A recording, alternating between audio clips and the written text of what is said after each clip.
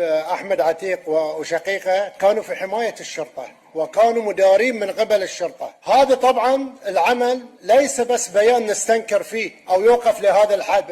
أحمد عتيق وشقيقه كانوا في حماية الشرطة وكانوا مدارين من قبल الशर्ता। अतीक अहमद और उनके भाई अशरफ की हत्या के बाद अब उनकी पत्नी शाइस्ता परवीन पर शिकंजा कसा जा रहा है। अब पुलिस उनके पीछे पहुंच गई है, लेकिन ये भी कहा जा रहा है कि जो शाइस्ता परवीन है वो पुलिस वाले की बेटी से एक मोस्ट वांटेड कैसे बन गई है। कई लोग उन्हें लेडी डॉन भी कह रहे हैं, लेकिन जब उनके पति उनके बेटे की मौत जो होती है वो वहाँ पर नहीं जा पाती हैं। तो इन्हीं सब को लेकर कई सारे सवाल जो है वो उभर कर सामने आ रहे हैं और कई लोग शाइस्ता परवीन को लेकर तरह तरह की अपनी क्रिया प्रतिक्रिया दोनों ही दे रहे हैं। इसी मुद्दे पर बातचीत करने के लिए हमारे साथ हमारे सहयोगी हैं सद्दाम करीमी। इनसे जानते हैं कि आखिर क्या कुछ चल रहा है। अब अतीक और अशरफ उनके जो भाई हैं उनको लेकर अब नगर निकाय चुनाव में भी सद्दाम वोट मांगा जा रहा है। कहा जा रहा है कि हमने उनको ऊपर पहुंचा दिया। तो तरह तरह की जो चीज़ें हैं वो अब लोकसभा चुनाव से पहले की जा रही है। तो क्या कहेंगे सद्दाम? बिल्कुल ज्योति, जैसा कि आप जिक्र कर रहे हैं कि अतीक और अशरफ का मुद्दा और असद का एनकाउंटर वो कहीं ना कहीं निकाय चुनाव में उस मुद्दे को उछाला जा रहा है। जैसे कि आप इससे पहले का चुनाव का जिक्र करें हम तो पुलवामा हमले को लेकर भी बातचीत की जा रही थी, लेकिन 3 बड़ी खबर को किस तरह से छुपाया जा रहा है उस पर भी हमें ज़रा जिक्र करना ज़रूरी हो जाता है। पुलवामा एनकाउंटर को लेकर सतपाल मलिक जिस तरह से द वायर को इंटरव्यू देते हैं और उन्होंने बड़े सवाल खड़े करते हैं, उसको किस तरह से मीडिया दरकिनार कर देती है उस पर कोई जिक्र नहीं होता है। अमित शाह के रैली में जिस तरह से 13 लोगों की मौत होती है उसको किस तरह से मीडिया दरकिनार कर देती है। तीसरी जो बड़ी खबर है वो कर्नाटक में जिस तरह से भारतीय जनता पार्टी छोड़कर कांग्रेस में कई बड़े बड़े दिग्गज शामिल हो रहे हैं उसको किस तरह से मीडिया दरकिनार करती है। जिक्र किस पर होता है? शाइस्ता परवीन पर जिक्र होता है। शाइस्ता परवीन को लेकर जो है माहौल बनाया जाता है। शाइस्ता परवीन को लेकर कहा जाता है कि वो महिला जो है महिला डॉन है, उसको जो है वो पकड़ में नहीं आ रही है।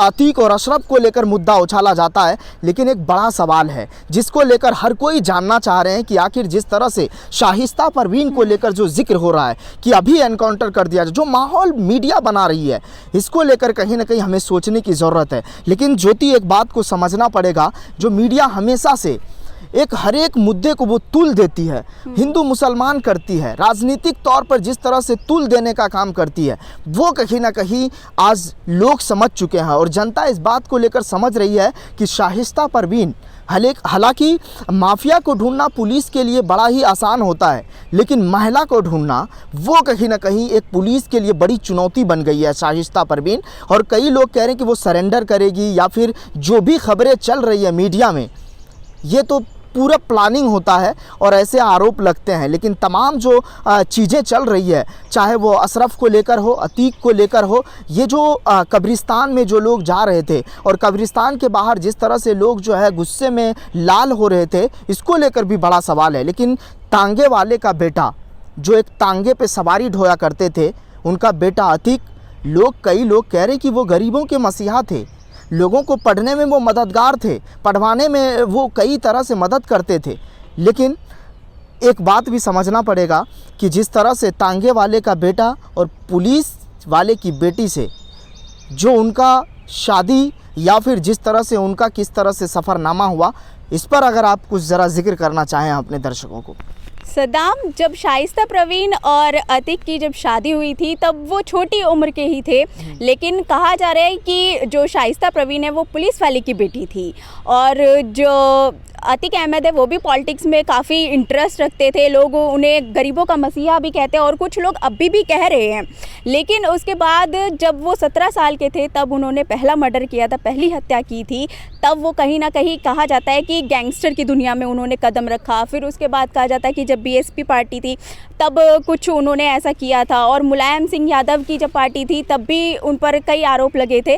तो ऐसी तमाम जो बातें हैं वो कही जा रही है। अब उनके जो पिछली ज़िंदगी है और अब जो है जो भी घटनाक्रम घट रहे हैं वो सब दिखाया जा रहा है। लेकिन जिस तरह से मीडिया शाइस्ता परवीन के बारे में दिखा रही है कि उनका एनकाउंटर होगा, ऐसा ही कुछ अतीक अहमद और उनके भाई को लेकर माहौल बनाया गया था कि ऐसा हो जाएगा। हालांकि अभी तक शाइस्ता परवीन हाथ नहीं लगी है। कहीं ना कहीं उनको भी डर है कि जिस तरह से उनके पति को मार दिया गया, उनके बेटे को मार दिया गया, कहीं ना कहीं उनके साथ भी कुछ ऐसा ही ना हो।